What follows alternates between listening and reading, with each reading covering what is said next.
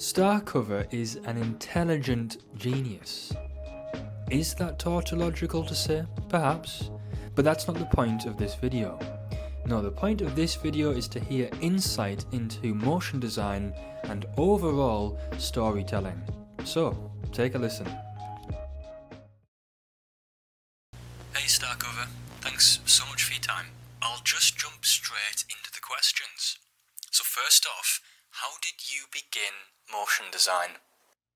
I've always loved watching movies, and after completing my military service, I was unsure about what to do next. During this period of uncertainty, I felt a strong desire to create my own videos, which led me to discover motion graphics. In the beginning, I started by creating 30-second movie summaries, but as time went on, I became motivated by various styles such as typography and infographics.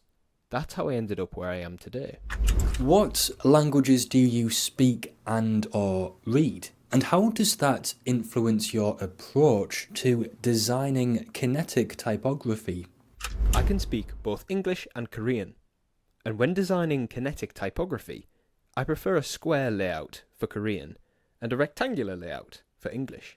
In the case of Korean, since it has distinct consonants and vowels, the structure is more linear compared to English.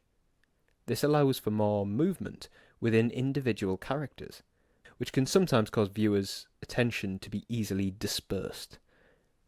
To counter this, I often use a square layout and centre alignment to maintain visual stability. Additionally, because Korean characters are naturally compact and block-based, I focus on creating internal movement within each character rather than excessive motion across the entire composition. On the other hand, English doesn't have the same consonant and vowel structure as Korean, making its motion simpler. This provides a wide range of layout possibilities, but it also increases the risk of looking outdated or unpolished if not executed well. Because of this, I tend to experiment with different fonts within a single video. Even for a single word, I might change the font, adjusting the letter spacing, or making subtle modifications to enhance the typography's emotional impact rather than relying solely on motion or layout. Ultimately, my approach to kinetic typography is influenced by the inherent characteristics of each language. While Korean typography benefits from structured motion within its square framework, English typography offers more freedom in layout but requires careful typographic choices to maintain the visual interest and modernity. By understanding these differences, I aim to create designs that are not only visually dynamic, but also enhance readability and engagement for the audience. Your work, Welcome Home, Motion Class, Just This, all display maximalist motion design. What are your thoughts on the maximalism style? How might minimalism return into design trends? When people see vibrant colours and offbeat motion rhythms, it certainly brings them visual enjoyment. However, I personally believe that minimalism is much more difficult to execute than maximalist design. Just as it's harder to impress someone with a single dish rather than an extravagant buffet, I see maximalism not as something that needs to be toned down, but rather as a phase in the process of achieving minimalism. Since the pandemic, video platforms have rapidly expanded, and for now, the trend still favours maximalism, rich colours and dense design. However, trends have an expiration date.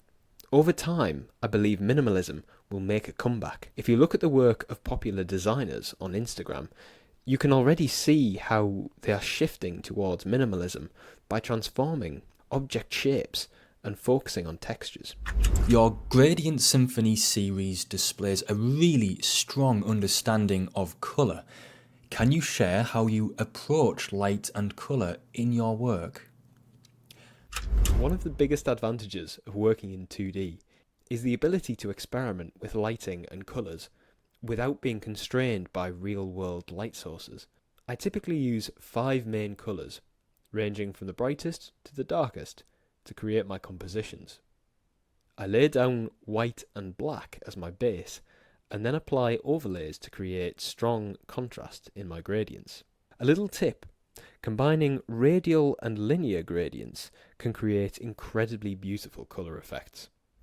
How do you break down your motion design process?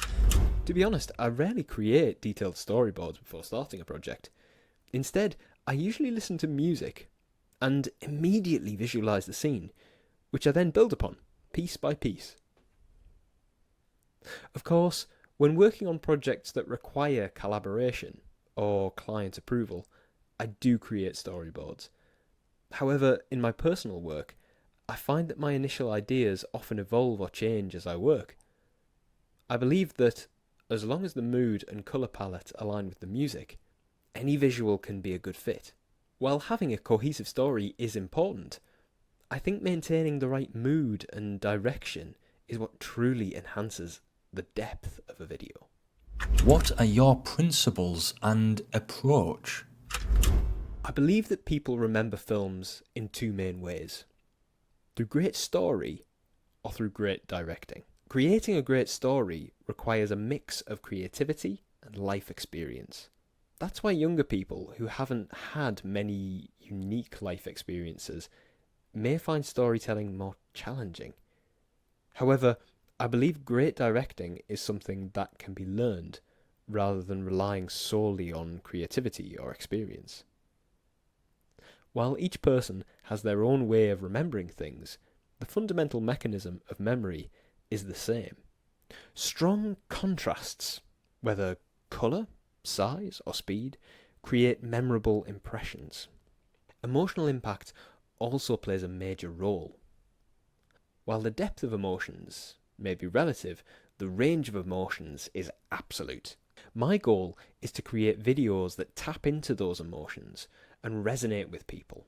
Rather than simply being a person that people remember, I want my work to become part of people's memories. Do you make music?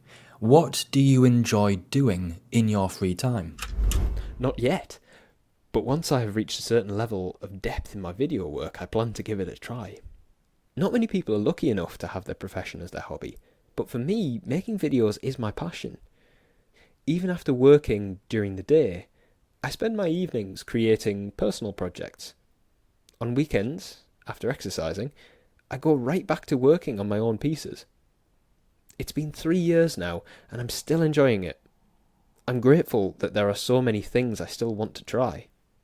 What projects do you want to make in the future? In the future, I'd love to work on projects with other people, rather than just working alone. In fact, I'm planning to start a study group soon, where we can collaborate on projects as well as a team.